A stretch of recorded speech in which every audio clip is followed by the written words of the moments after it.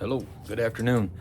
Well, it's been a little while since I've been able to do any sort of reading or anything like that. So um, it's been a very long summer with a lot of changes and growth in my life.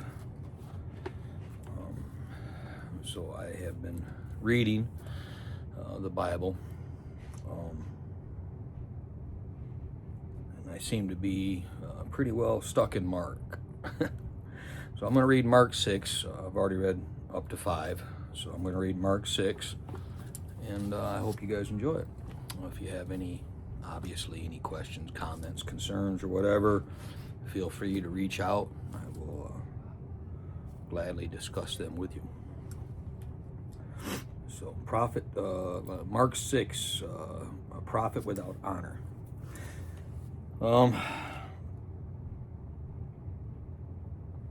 So this is the continuation of Mark 5. So Jesus left there and went to his hometown, accompanied by his disciples. When the Sabbath came, he began to teach in the synagogue. Many who heard him were amazed. Where did this man get these things, they asked. What's this wisdom that has been given to him? What are these remarks? What are these remarkable miracles he's performing?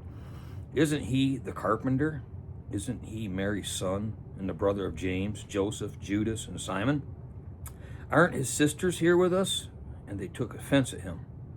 Jesus said to them, a prophet is not without honor except in his own town.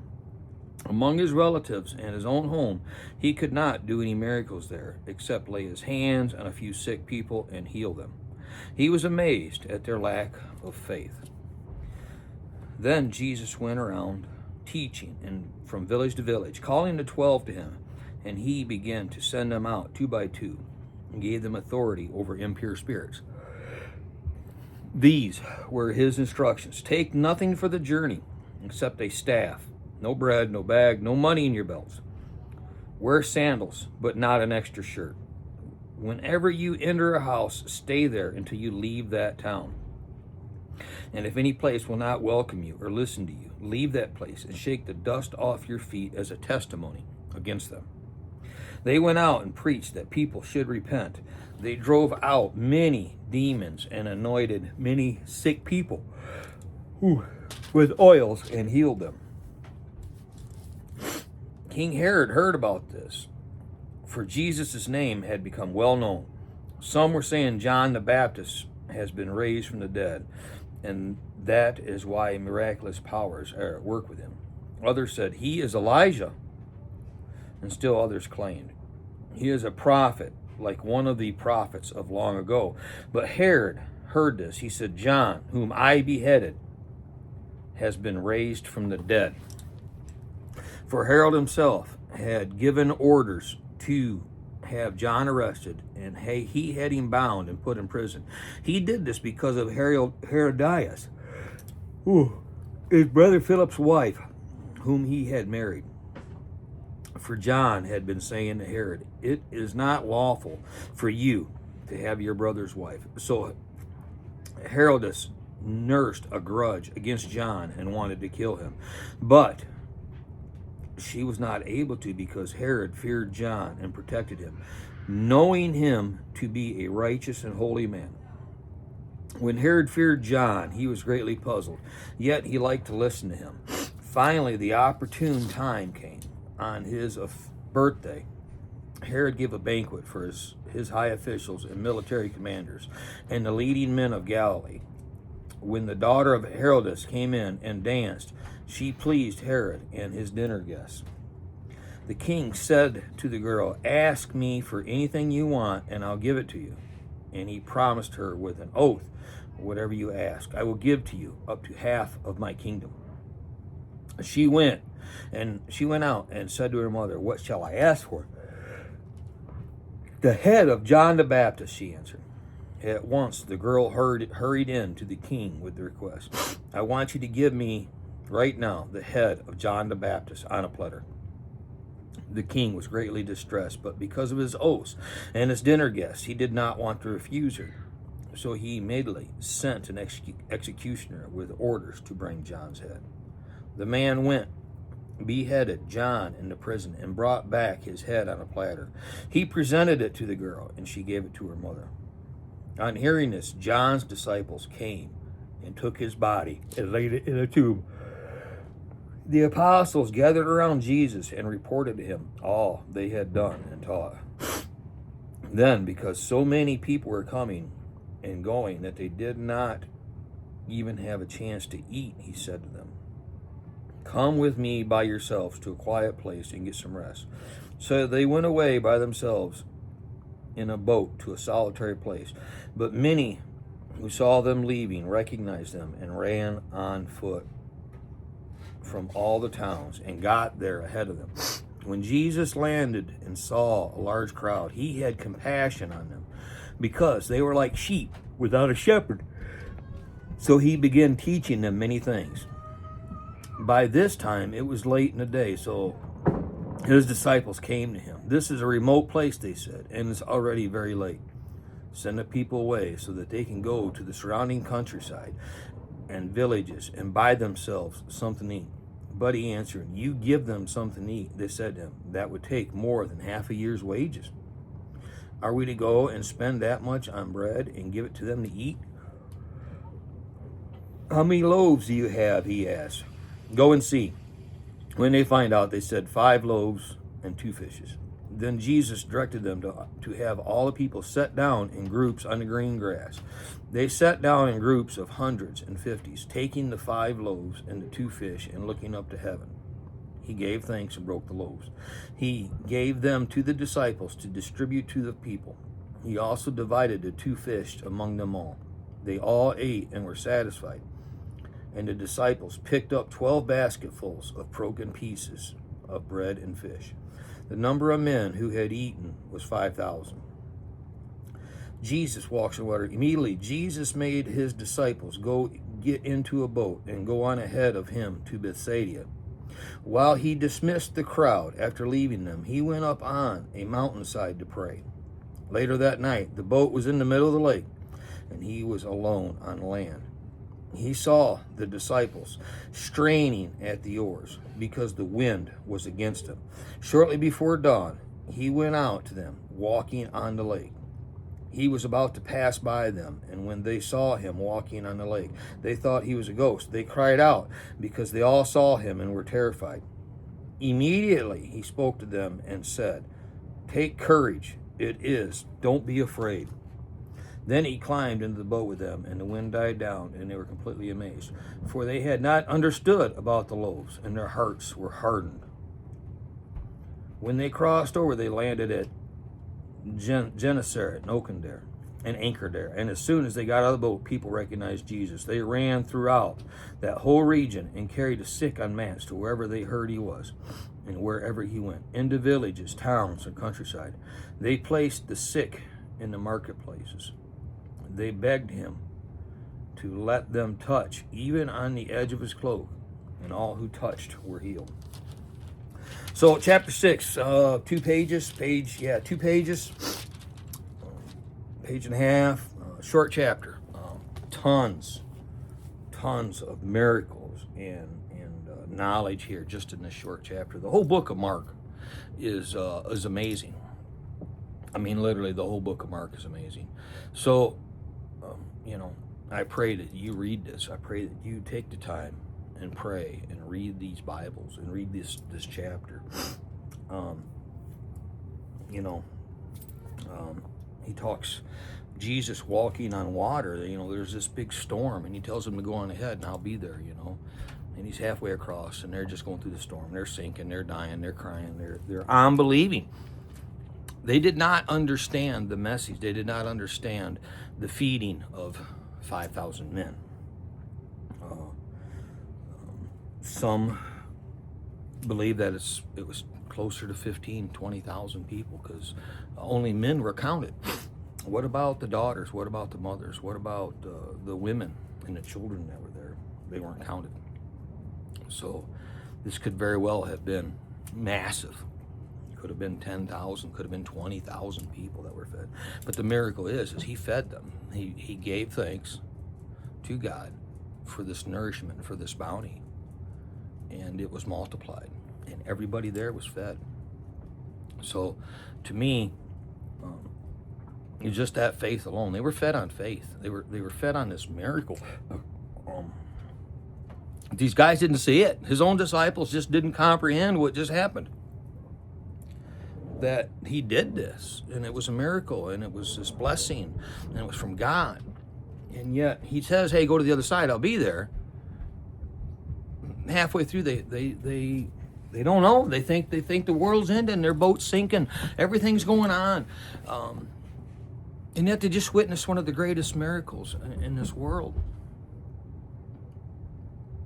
And he's just amazed that their hearts are hardened, that they just couldn't see it and they couldn't understand it. He said, "I'll be there. I'll meet you there. Just go."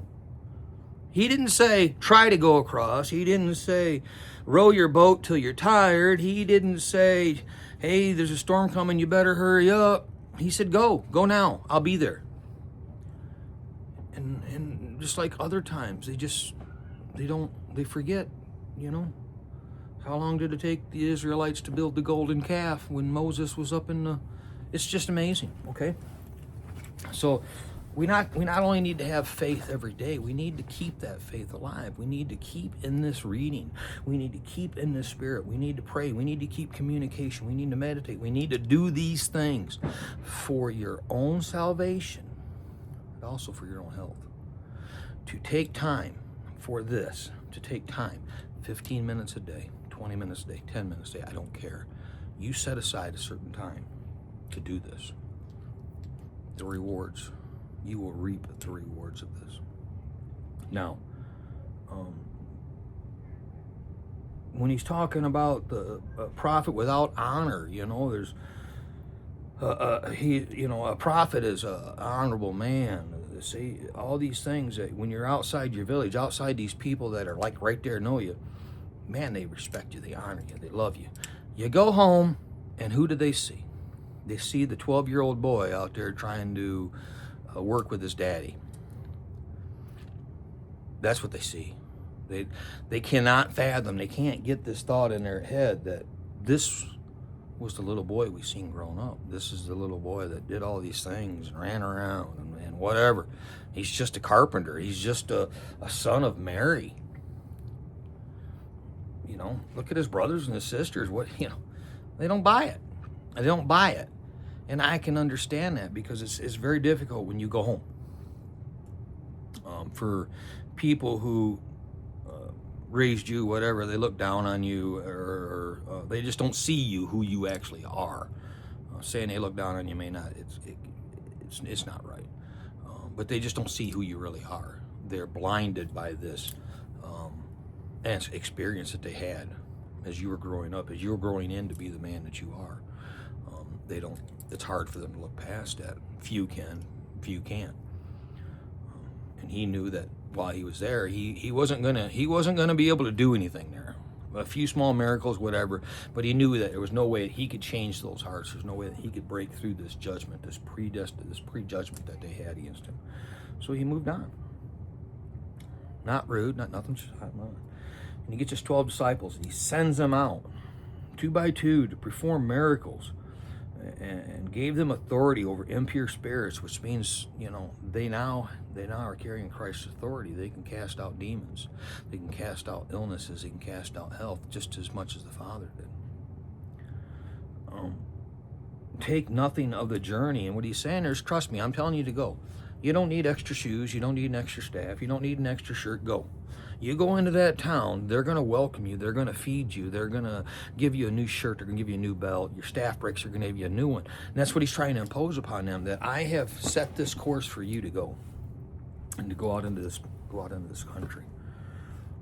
And I'm telling you, you don't need any of this stuff because I know you're going to be taken care of, and I know you're going to come back. And if you get into a town, a village, or whatever that's just not accepting, that is just completely against you or anything like that, it's okay to leave. You don't have to stay there and fight. It's okay to leave. It's not a fight for you. It's a fight for somebody else. And that's important, because we all have people that we will listen to, and we all have people that we will look at, smile, and nod our heads like, oh yeah, yeah, that's cool, that's great, yeah, that's awesome. But you're not getting through to them, okay? You're not changing their views, you're not changing their ideas, you're not changing nothing. So move on. Don't stand there and keep beating the dead horse, as they like to say, or whipping the dead horse, or all these things, you know. It's okay to come to a point in time in your life when you realize that where you're at in life, whether it's physically, spiritually, mentally, whatever it is, there comes a point in time in your life when you have to realize this is where I belong, or this isn't where I belong. This isn't where Christ wants me, or this is where Christ wants me. What is his purpose for me? What is my mission for him? And you have to figure that out. You have to pray. You have to follow his word. You have to keep your heart open. You have to do all these things to understand that there is a purpose for each and every one of us. Some of us learn that purpose early in our life. Some of us don't. Some of us fight that purpose. And even though we're doing it, we're still just at war with it. We don't want to be doing it. We want to be sitting on a beach somewhere. We don't recognize it because we have our own personal trauma, our own personal things that are involved in our lives that we're not going to buy it. We're going to do the job, but we're not into it. So, yeah, there's just a lot there. John the Baptist gets beheaded, and Herodes was like, he liked him. He was confused by him. He liked him. He liked to listen to him. He liked to hear him. He liked, he knew there was something there. But because he stood on a podium and made this oath, because he stood out there and he told this lady, I'll give you everything up to half my kingdom, publicly announces this, with really no forethought. Who knows? Who knows what his real purpose was for promising this young lady the world? Okay? Was he trying to get in good with her mom? Was he trying to make amends for doing these things? You know, this is time and age is kind of different. So he does it, but he knows he's done wrong. And later on, they're like, who is this guy? They're talking about Jesus. Who is this? Is this John the Baptist resurrected? Is this Elijah? Has Elijah come back? And Herod's like, no. John is dead. Okay, I beheaded him. He's dead. His body's right where they took it. It's not anywhere else. He's dead. He didn't come back. He knows this because he knows that John was not Jesus. And although I don't really know more about it at this time, I really think there's going to be a lot more to Herod and his spiritual growth in his life. And I'm sure that I'm going to learn more about him. I'm just trying to read these books and these chapters out there to excite somebody or make somebody inquisitive enough that they're going to say, hey, man, I watched that guy read that, and it kind of sounds interesting. I want to read it for myself, because that's what the first thing I did is I asked you to read it for yourself.